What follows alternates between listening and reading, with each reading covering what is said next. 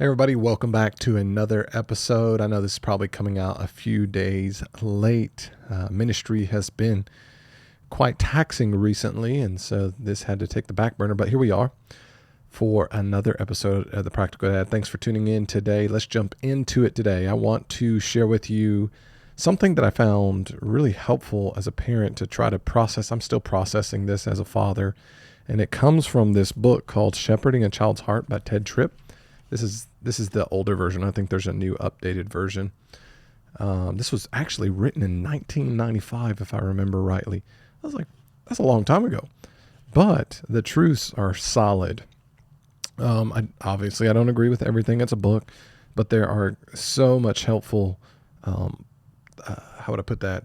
Lessons to be taught, to chew on, to learn, to consider. And I just want to talk about one specific one today, and I want to start out this way. We, as parents, specifically as fathers, we kind of just inherit what we've seen, or maybe what we've read. We're kind of like glue. We just kind of pick up things and we just do the things that we've been taught or shown without really considering that parenting strategy.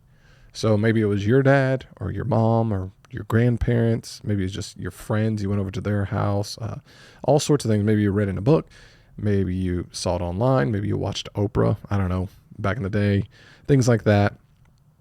And you just learned parenting methods and you just do them, and you probably have not even considered it. And I'll just tell you this up front, I have considered them, but I haven't considered them to this point. It's like being shown there's pepper in your teeth. You know, it's not something that you didn't really know, you didn't see, but when you're shown it, you're like, oh, I do have pepper in my teeth. Let me get that out. So I want to talk about 6 really methods of parenting that we need to maybe reconsider, or six methods of parenting that we need to consider on the grounds of the Bible.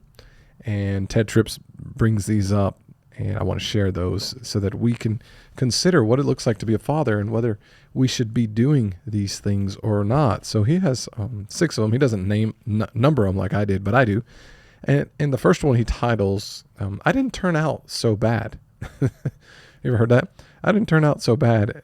And really, this is like, he gives us this example here. My dad yelled at me. He used to knock me around once in a while. I didn't like it, but I turned out okay. In other words, this acceptance of yelling and hitting your children out of anger, and you doing the same thing because, look, I'm here, I'm still alive, I made it. Sure, I had a couple bumps and bruises along the way. Ego was beat up a little bit, but hey, it worked, and so that's why I do it.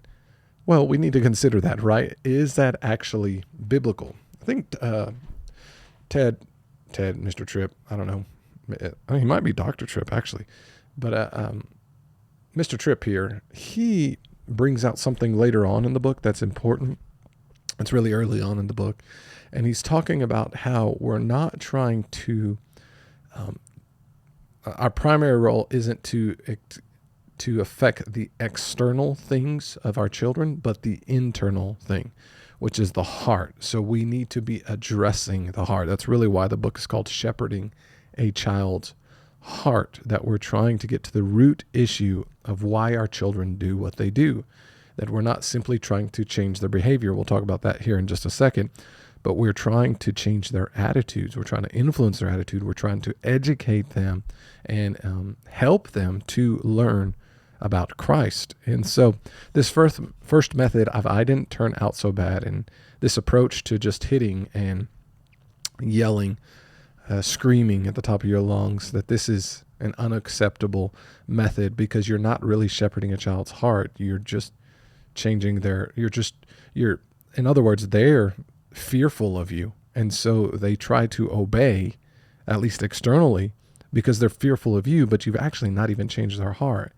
But just a quick note here.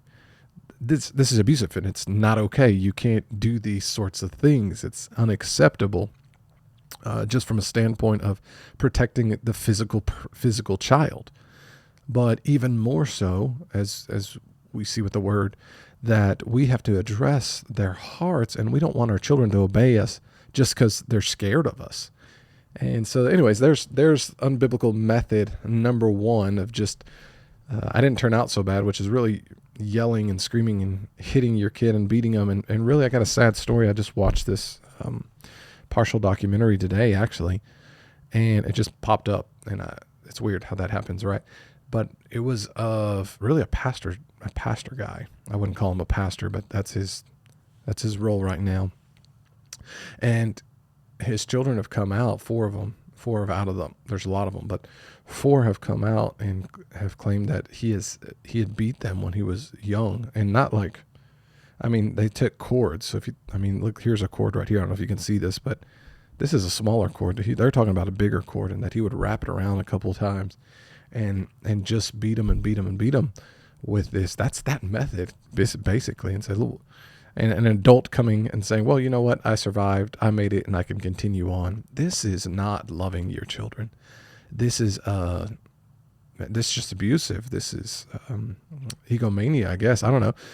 But this is unacceptable. This is unbiblical. This does not shepherd. This is not what shepherd does. And this guy makes crazy claims about, yes, it's fine, and Jesus was wounded, but he didn't kill him. And anyways, it's just insane. It's absolutely insane. And so this is a method that we do not need to be using as fathers. We cannot use these methods as fathers. This is abusive to our children. We have to love and care for them. Now, when we're talking about hitting, we're talking about punching and slapping and throwing these things at them. I mean, that's in the same video that I was watching. He had taken his son and hit him against the wall. Now, let me say this because I have to, just because of the way social media works. This is all allegedly, okay? Because you know how media works. So this is all allegedly what happened. This is the testimony of the kids, the true testimony of what the kids have said.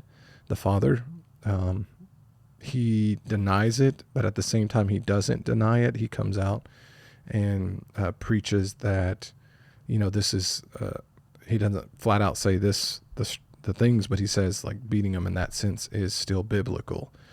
And so anyways, all that to say, guys, let's just not use that as a model and example for us. Let's be tender to our kids. And I would just say this, 4 out of the 4 adult children have come out and said this. Then everyone, do you want your children to come out and have that sort of attitude to you as a father?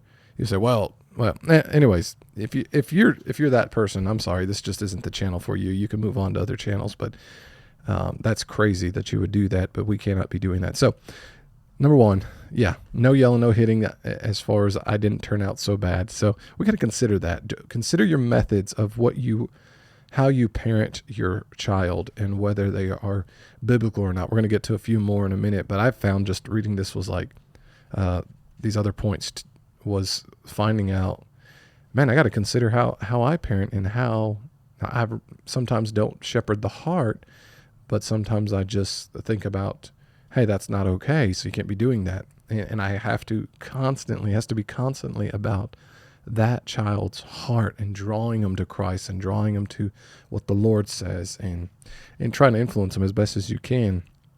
So number 2 is bribe. He calls it pop psychology. He just says, you heard it from a talk radio guest about motivating your children, but it's really just a bribe that, hey, if you do this, I'll do this. So example, if you clean your room, I'll buy you ice cream. If you throw the trash or take out the trash, then I'll give you $5. Well, this is really bribery is what Tripp is saying, how kids then learn that it's not about doing the right thing because that's the right thing. They don't learn that this is how we are to take care of one another. This is how we are supposed to act as children. This is how we honor the Lord. But instead, they're just doing this as a bribe, like, hey, I get something out of this if I do something good. So it really teaches them as they become adults, and you may have to look in the mirror and reflect on your own life of, do you do good things because of the good results? That it's really just this bribe of, hey, if I do this, I know I'm going to get this in return, so that's why I do it. Well, that's very selfish. yeah, that's just extremely selfish. And a child isn't supposed to do these things because of a bribe, but they're really supposed to do them because of love for the Lord and love for their parent. And anyways, I'll just leave it there. He just says, unfortunately, the heart is being trained, but it's not trained in biblical motives or goals. Again, the point is Christ. The point is Jesus. And so, yeah, unbiblical method number 2. Unbiblical method number 3, he has his behavior modification, which is basically you're rewarding the good behavior and you're ignoring the bad behavior. So when there's good things that they do, you praise them. And when there's bad things they do, you just ignore them. Again, it's similar to bribery, but it's not the exact same thing. I'll give an example of what he says. It's a really good example, I thought.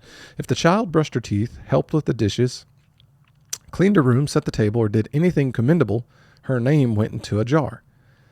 At the end of the week, a name was drawn from the jar, and the winning child got a present. So among all the children. So every time you did something right, you put a name in the jar, put your name in the jar, put your name in the jar. Among all the children, get one out at the end of the week, and you get the present. And he goes on to say, you're wondering how it worked. It worked great. It was an effective tool for teaching the children.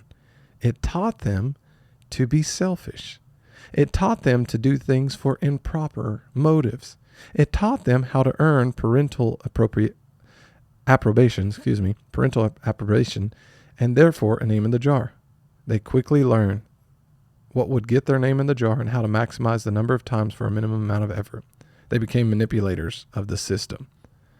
So again, the biblical standard, what is the biblical standard for raising our children? It's not to simply train the outside. I know Tripp later on says that if you do that, you're basically creating Pharisees where they're clean on the outside, but their inside is filthy. I want you to think about that for a minute. Here's a great example. Okay, so I have this mug, and it's been sitting here for a few days. Let's just say that. All right, I'll let you see the inside in just a minute. So I have this mug here. Great mug, by the way, right? Yes, I really do need all these books. You can't see all the books, but on this wall here, I've got 4 bookshelves, and some of them were double stacked, and I am trying to get rid of books, but I do really need all these books. This was for my wife because she knows I don't. But let's say I clean this outside, but I leave the inside filthy. Look at this bad boy. It's pretty filthy right now. But let's see I empty this and just let it sit there for about another month. But then I clean the outside and it's sparkling clean. And then I say, here's a cup, go get some coffee. My light went out. You would say that's disgusting. I don't want to touch that mug. Well, this is what we do with our children. When we reward the good behavior, ignore the bad behavior, we manipulate them, or not manipulate them. We show them how to outwardly live without affecting their hearts. And when you grow up to be an adult, what happens is you learn how to play the system of when everybody's looking, how to be clean on the outside, but inwardly your heart is filthy. It's selfish. It's manipulating. It's all about you. It's not about others. It's not about helping them. It's not about honoring Christ. That if that's our children, when they are grown up, again, they all have their own free choices to make. But I'm saying, if we did not do our part, if all we did was clean the outside of the cup and raised good behaving children, but not children, and we try to shepherd their hearts to Christ and draw their hearts to Christ in our conversations and our discipline and our education, instruction, and so on, then we have failed. And so, fathers, here's a challenge to you to not simply reward the good behavior and ignore the bad. You're not trying to create outwardly clean children and inwardly filthy animals, right? So there we go. Unbiblical method number 3. Here you go. In unbiblical method number 4 is playing on emotions. He calls it emotionalism, but he gives an example here of just how a mom had played on the child's fear of being left alone. If you don't do this, I'm going to leave you alone, or I'm going to leave you. And this was in an airport. And I mean, just consider that maybe 5-year-old, 7-year-old, or whatever, very young child, in the midst of people all over the place, something unfamiliar. And if you don't start acting right, I'm leaving you here by yourself, walking away. Well, they're scared. You're supposed to be the protector. You're supposed to love them and tend to them. You're supposed to be an example of who God is to us, who he takes care of us in the midst of chaos, right? And instead, what we're doing is we're showing examples of what Christ is not, what God is not, by saying, hey, if you don't do this, we're out of here and you're going to stay here all by yourself, so that they will then what? Behave. And again, I think we're all guilty of this on some sort of level. Maybe not all of us, right? But some of us, I've heard, I don't know, I'm kind of thinking out loud here, but maybe one example of that would be cops. Like, hey, if you don't start acting better, I'm going to call the cops. They're right there. I'm going to call the police on you. Well, what are we doing? We're trying to influence the kids to start acting appropriately, or at least how you as a parent want them to act. We start telling them, hey, if you don't do this, I'm gonna get the cops. And it puts this fear in them, like, well, the cops are gonna take me away and put me in jail, and I don't want to go to jail. I don't want to be left alone. And so, okay, I'll behave. Again, we've cleaned the outside of the cup, but we've left the inside filthy. We've not pointed them to Christ. We've not tried to show them who God is. We're just, out of our own selfishness, just wanting them to behave because they're either embarrassing us outwardly, or we don't want to deal with this problem. But this is, again, an unbiblical method to parent. It's an unbiblical method to instruct our kids by using fear tactics of emotionalism. Or maybe it's the opposite. He also says in there, if I remember correctly, it's like you're really upsetting mommy, or this hurts daddy's feelings. Again, it's the fear of the division between mom and dad. And there's some division, right, when sinfulness happens, but to play on that emotion is not to shepherd their heart. It's us being selfish and trying to manipulate them to act better so that they'll behave. So there you go. I could go on and on about a lot of these. I'm not trying to make this extremely long, though, exhaustive kind of podcast episode here, but we move on to the fifth one, the threat of punishment. He calls it punitive correction. So the threat of punishment. There are many variations of this theme, is what he says. It may be something like being hit or yelled at, or like, if you don't behave, I'm about to whatever. The punishment may be simple privation or something that the child desires. If you don't start behaving, I'm going to take your Nintendo Switch away. If you don't start behaving, I'm going to take your phone away. That this is punitive correction. Now, I'm still chewing on this one a little bit, because he really talks on this part of the chapter on grounding. And we don't really ground. Our kids aren't old enough to ground yet, but that's one that I was grounded. I was grounded a little bit, quite a bit, when I did things that I shouldn't have done. Now here, let me just kind of read what he says here. The problem here is none of the issues that cause the poor behavior for which he is grounded, or she, is being addressed. I asked his folks what they thought grounding was doing for him. They looked at me with blank stares. And he says, you see, grounding is not designed to do something for the child. It is designed to do something against him. Grounding is not corrective. It is simply punitive. It does not biblically address the issues of the heart that were reflected in the child's wrong behavior. So I don't know. I'm still considering this for how I feel about that. Not necessarily feel like what does the Bible say? Because for me, my experience of being grounded, it was not that. It wasn't like, like I'm being punished for this. It was, for me, grounding was, here you're getting these things removed so you can consider why you did that and why that's not good. Now, for me, it was behavior modification, not being pointed to Christ, but that's a different subject. For us, it would be, this is not of God, and we're going to take this away so that you can every time you want to play this, or every time you want to go do these things with your friends or whatever, that you have to consider, oh yeah, I'm having to sit maybe in timeout, or like that's what grounding is, right? I'm having to sit in timeout for this because I made this decision and that's not reflective of my heart. I think I know maybe what he's getting at, but I like this kind of dialogue of throwing this out there for you to consider, for you to chew on. I don't know how I feel about that yet, and I think that helps you to understand. For me, like, I don't have all the answers. I'm not Dr. Dad again. I'm just a normal dude. I'm a normal guy who's trying to be a good father, and I'm having to process this question of, what does grounding actually accomplish? Is it punitive? Is it corrective? Because in my experience, honestly, it's been corrective. And if they would have pointed me to Christ in it, it would have worked out well. That's my personal experience.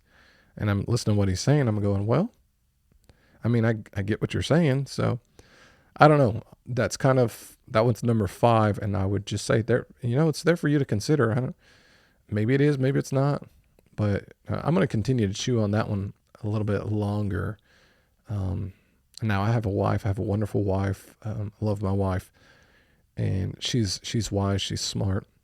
And I'll bring this up with her, and she'll help me see through it a little bit. I also have some older men in my life who I can reach out to and ask them, hey, what do you think about this that he's brought up? And I also have just some friends my age, that with children my age too, that I can bring this up to, and I'm going to do that. So maybe that's a little bit of a tip there for the practical dad is, if you have a wife, make sure you're asking her those questions. You're thinking through that, because they see things differently and they can express things differently. And older people, older parents who've gone through it, who have experienced it, see it on this side of the journey rather than our side. And then third, just have some colleagues, same age people, who are also going through that. So I'm going to ask them. I don't know the answer to that. Maybe I'll give you an update right here in a couple of more episodes, but we'll see. All right, final one, number 6 of unbiblical method: erratic eclecticism. You know what I mean? Now, what he's saying here is, it's just a mixture. You've picked up all sorts of things. It's just like a goulash, like a gumbo. Louisiana gumbo. Shout out to all those who like Louisiana gumbo. I'm more of a, what do you call that one? The rice? Jambalaya. I'm a jambalaya guy.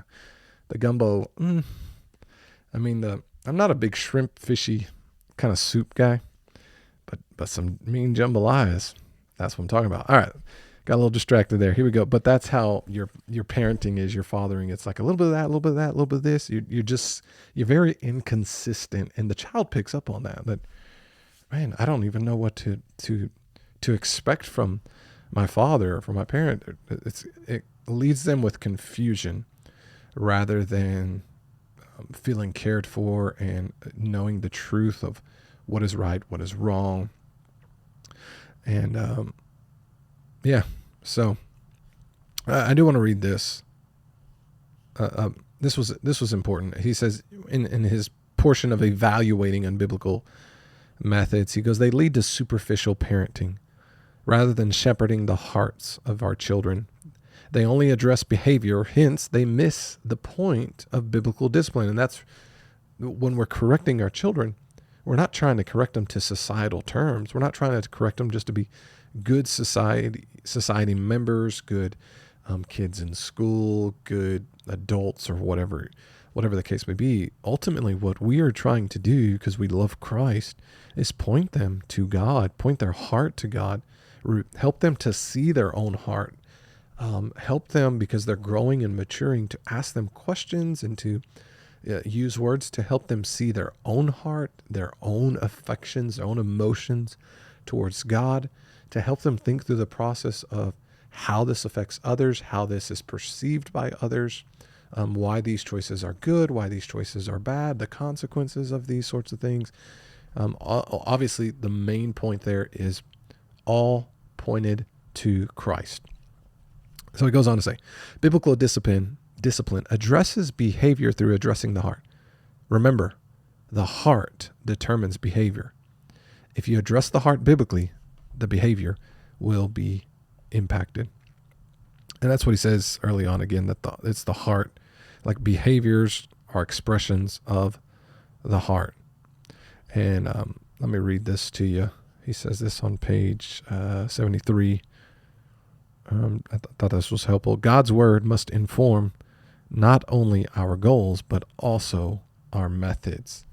And so here's, again, those are our methods, and we have to have God's word inform our methods on how we discipline and care for our children, lead our children to make good decisions ultimately for the Lord.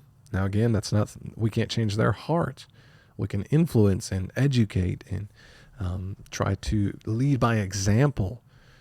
What we don't want to do is lead them by example away from God, or confuse them by loving God but giving them unbiblical methods of shepherding them as a parent. And so there we go. 6 unbiblical methods, or at least 6 methods of parenting to consider as whether they are biblical or not. Hope that helps you. I hope you can chew on those, ask some questions about that. You can get this book. I'm sure there's new ones. I got this one for $5.49 at Second Chance Books. So thank you, Second Chance Books. I don't know where I got that from actually, but note, I'm not sponsored by these guys or him. I don't get paid for any of that. So if you're thinking I do, I don't. This is just of my free will doing. And there's one chapter. There's several more. Lots of good content in here. I encourage you to read it and work through it as a father.